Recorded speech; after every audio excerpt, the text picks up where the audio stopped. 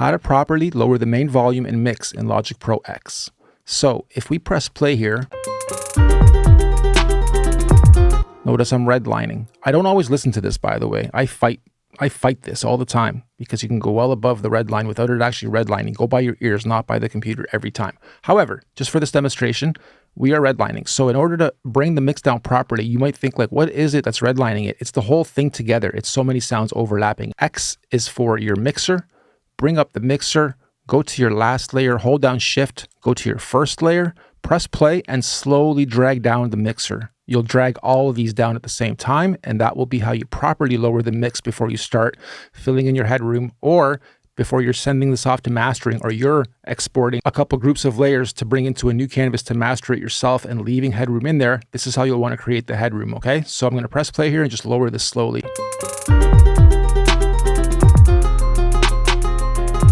So now I'm well below the 0, and I have some headroom for exporting this, re-importing it into a new canvas, and continuing my mastering process.